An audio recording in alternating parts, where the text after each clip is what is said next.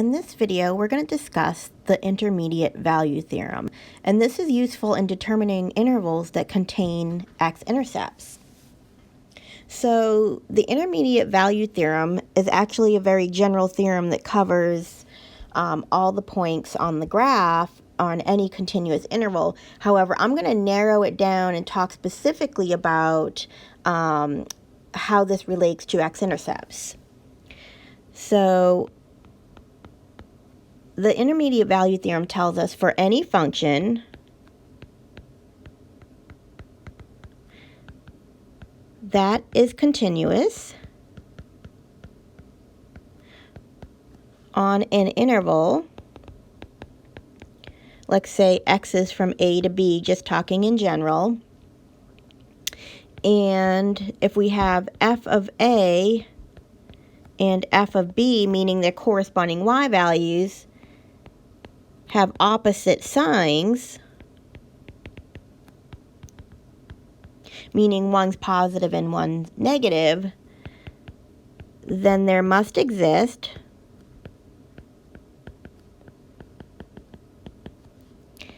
a value x equals c on the interval ab, so somewhere between a and b, so that when I plug it into my function, f of c is equal to 0, meaning an x-intercept.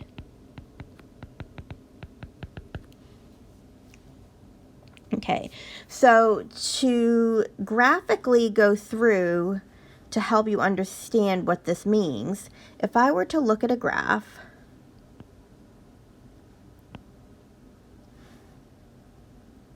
and I have a point at A, let's call this point A for x. So this would be my corresponding y value, which would be f of a. And let's say over here I have B, and somewhere down here I have my corresponding y value, f of b. So if I were to look at the function that contains those 2 points, if it was continuous and there's no breaks in the graph, which means it has to be drawn without picking up my pencil. So there has to have all the points in between these 2 points, A and B, have to exist. Otherwise there would be a break in the graph and it would not be continuous. But this theorem tells us it has to be continuous in order for this to work. So now because it contains all the points in between A and B, and if f of A is positive and f of B is negative, because one's above and one's below the x-axis, then somewhere along the way it has to cross the x-axis. So there has to be another value c that's between A and B on that interval, so that when I plug it in, I get 0. So what this is saying is, if you have a continuous function, and because we're in the section talking about polynomials, this applies to polynomials because all polynomials are continuous. So this applies to all polynomials. If you have an f of a and an f of b that are opposite signs, somewhere between that a and b, there has to be an x-intercept. That's what this theorem is stating. So now to consider a counter example, if you look at the explanation of this example, it's asking you to find a graphical example of a function that has f of 1 is equal to 3 and f of 4 is equal to negative 5, but it doesn't have an x-intercept on the interval 1 to 4. So if we draw this picture,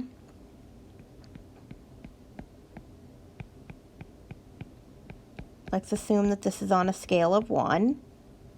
If I have the point f of 1 is equal to 3, that means I plug in 1, I get out 3. So I have this point here, 1 and 3. And then if I look and I plug in 4 and I get out negative 5, that means I have the point 4, negative 5.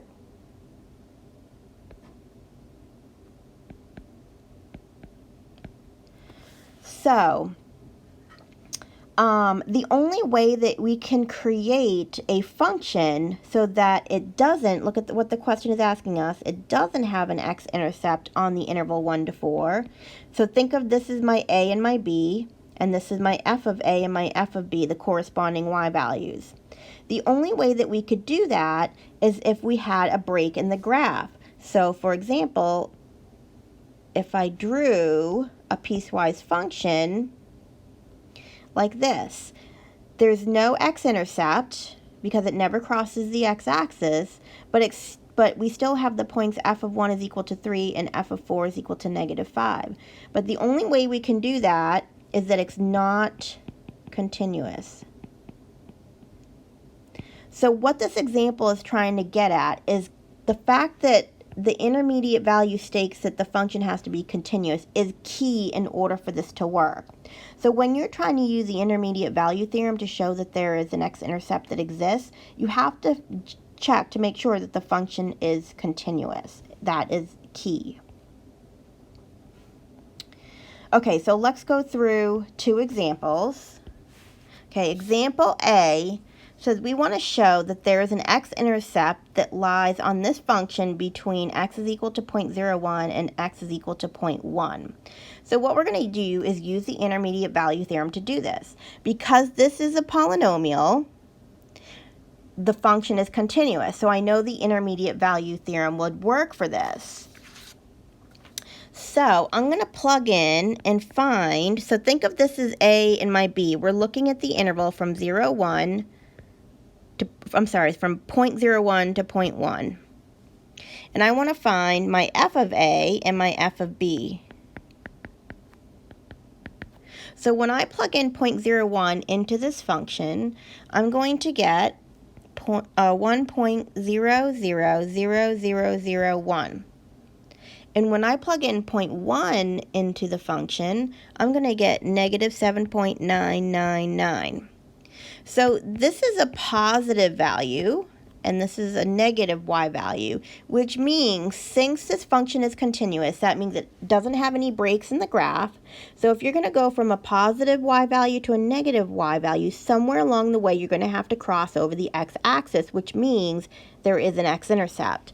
So we can say, by the intermediate value theorem, I'm going to abbreviate IVT, we can say that there exists an x-intercept on the interval 0.01, 0.1. So somewhere on here, it should cross the y-axis, or cross the x-axis. And you can graph it on your calculator and double check to make sure. But somewhere between 0.01 and 0.1, it should be crossing over the x-axis.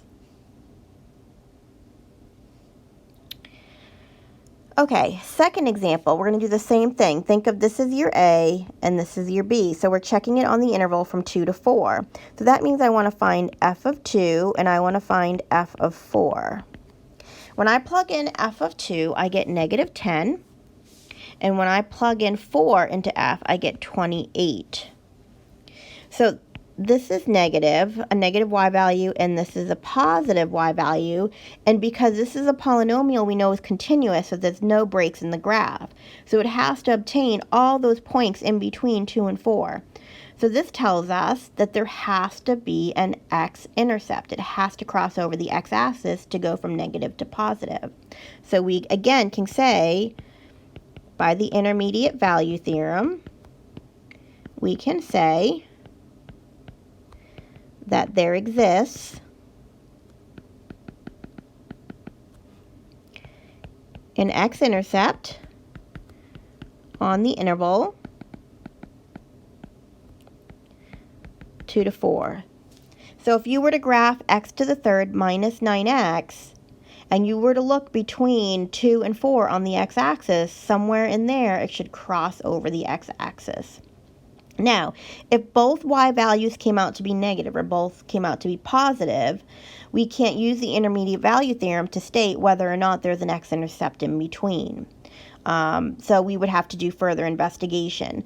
But the intermediate value says if the function is continuous and you have a y value that's negative and a y value that's positive, somewhere in between there it has to cross over the x-axis. And that is the main idea of the intermediate value theorem.